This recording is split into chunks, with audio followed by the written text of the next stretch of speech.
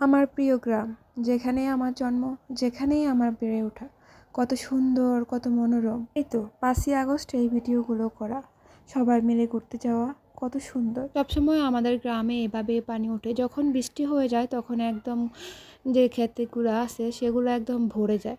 তো এইরকম অবস্থায় আবার যখন বৃষ্টি থেমে যায় তখন আস্তে আস্তে কমে যায়। তো আমরাও সেটাই ভাবছিলাম যে আমাদের এত সুন্দর গ্রামটা আস্তে আস্তে আবার পানি কমে গেলে আবার আগের মতন হয়ে যায়। আর দেখেন, দেখতেও কত সুন্দর দেখা যাচ্ছে, কিন্তু ভাবতে পারিনি বন্যায় আমাদের সবকিছু শেষ হয়ে যাবে এক নিমিষেই। আসসালামু আলাইকুম এভরিওয়ান, সবাই কেমন আছেন? আলহামদুলিল্লাহ, আমরাও অনেক ভালো আছি আপনাদের দোয়া এবং ভালোবাসায়। কিন্তু আমার গ্রামের মানুষ ভালো নেই, আমার বাড়ির মানুষ ভালো নেই, তাদের অবস্থা খুবই খারাপ। যেটা আমি বলতে আমার অনেক কষ্ট হচ্ছে, অঝরে চোখ দিয়ে পানি পড়ছে তাদের এই করুণ পরিস্থিতি দেখে। এই ভিডিওটি করার পরের দিনেই আমি ঢাকা আসতে হয় আমার ছেলের পরীক্ষার জন্য। তো আমি আর থাকতে পারি নাই, মনে করেছিলাম যে আরও 10 দিন থাকবো, কিন্তু থাকা হয় নাই। তো চলে আসলাম ঢাকাতে। ঢাকা আসার পরে একদম স্বাভাবিক অবস্থায় ছিল প্রায় 10 থেকে 15 দিন। হালকা হালকা বৃষ্টি হয়েছিল, তেমন একটা হয়নি। আমি আমার ননদের মেয়ে সহকারে সবাই ঘুরতে গেছিলাম, দেখাচ্ছিলাম যে আমাদের এলাকাটায় তখন কিন্তু পানি মোটামুটি হালকাই ছিল। পরবর্তীতে আমরা ভাবছিলাম যে সবসময় আমাদের খালে বা বিলে এমনভাবেই পানি উঠে, যখন উঠে আবার যখন একটু খরা হয় তখন কিন্তু একদম শুকিয়ে যায়। তো এগুলো দেখাচ্ছিলাম, আর আমার ছেলে, আমার চাচাতো ভাই মিলে সবাই মিলে ঘুরতে যাওয়া, এটা একটা আনন্দের ব্যাপার। তো ঘুরতে ঘুরতে বলছিলাম যে খুব শীঘ্রই আবার এই পানিগুলো নামিয়ে যাবে। ভাবতে পারি না এই পানিগুলো যে আমাদের জীবনে কালো হয়ে যাবে। এখন আমরা বন্যায় প্লাবিত হয়ে আছি পুরা এলাকায়। এত সুন্দর গ্রামটা হঠাৎ করে 4 দিন আগে শুনি যে মা বললো যে পানি অনেক বাড়তেছিল, বৃষ্টিও প্রচুর পরিমাণে হচ্ছে, বৃষ্টি কোনো থামছেই না, একের পর এক। তখন ভাবলাম মা শুধু বারবার ফোন দিয়ে বলতো যে দোয়া করিস। তখন মনে হচ্ছিল যে না, আমাদের কখনোই এমন পানি ওঠে নাই। আমি 2007 সালে বা 6 সালে কিংবা হতে পারে ওই বন্যা দেখেছি, কিন্তু কখনো আমাদের ঘরের ভিতরে পানি ওঠে নাই। বা আমরা মায়ের থেকে, চাষিদের থেকে শুনেছিলাম 98, 88 বন্যা হয়েছিল, কিন্তু এতটা মর্মান্তিক বন্যা কখনো হয় নাই। তো আমি শুধু এটা আমাদের বীরের ইয়েটা দিয়েছিলাম। এটা দেওয়ার পরে তেমন একটা আমার মনের ভিতরে কখনো চিন্তা ভাবনা হয় নাই যে এত সুন্দর গ্রামটা এক নিমিষেই শেষ হয়ে যাবে। আমি যেদিন ঢাকার দিকে রওনা হয়েছিলাম সেদিনের ভিডিও এটা। একটা রেস্টুরেন্টে নেমেছিলাম, তখন এই ভিডিওটা করছিলাম। দেখেন, সবগুলোই কিন্তু স্মৃতি হয়ে আছে। তো কেন জানি আমাদের সাথে এমনটা হয়েছে, আল্লাহ পাক যা করেন ভালোর জন্যই করেন, কিন্তু এতটা মর্মান্তিক ঘটনা আমি কখনোই দেখিনি। দেখেন, 4 দিন আগে যে ভিডিওগুলো আমার বোন আমাকে পাঠিয়েছে, পুরাটা আমাদের গ্রাম একদম ঘর পর্যন্ত পানি চলে আসছে। তখনও আমি আশা ছিলাম যে যে আমাদের পানি ঘর পর্যন্ত আসলে কি হবে, কোনোদিনও ঘরের ভিতরে পানিগুলো যাবে না। শুধু আমাদের গ্রাম না, আমাদের গ্রামের মতন হাজার হাজার গ্রাম তলিয়ে গেছে এই বন্যার পানিতে। 4 দিন আগের ভিডিও এটা হলে এখন মাজা সমেত পানি, ঘরের ভিতরে হাঁটু সমেত পানি।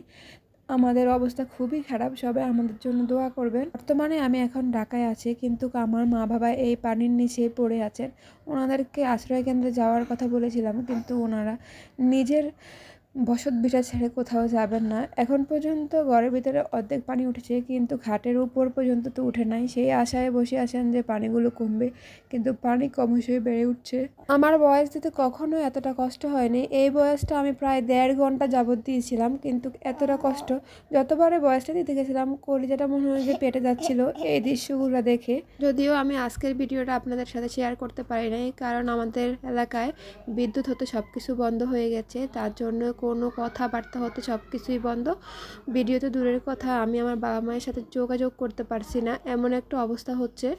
বহুবার আমি গ্রামে যাওয়ার চেষ্টা করেছিলাম, কিন্তু আমার মা বাবা আমাকে আসতে দিব না, বলছে যে বারবার আমি ভালো আছি, তোর আশা লাগবে না, তুই আসলে আরও বিপদে পড়বি। কিন্তু বিপদের কথা উপেক্ষা করে আমি বলছিলাম যে আমি যাব, কিন্তু আমার ভাই, আমার মা বাবা কেউ আমাকে আসতে দেয় নাই, যাইতে দেয় নাই। কী আর করবো, আমি এই দৃশ্যগুলো যখন মোবাইলে দেখি মনে হয় যে আমার সব কিছু শেষ হয়ে যাচ্ছে। যারা যারা বন্যপ্লবন এলাকায় আছেন, তাদের আত্মীয় স্বজনরা এই অবস্থায় আছে, আমরা বেশি বেশি করে দোয়া ছাড়া আল্লাহর কাছে আর কিছুই চাইতে পারি নাই। আমাদের অবস্থা খুবই করুণ, যা বলার বাহিরে। কারণ আমার পুরো পরিবারটা শেষ হয়ে যাচ্ছে, তিল তিল করে রান্না করা যাচ্ছে না, খেতে কষ্ট হচ্ছে, যদিও সব কিছু থাকা সত্ত্বেও সব ডুবে যাচ্ছে।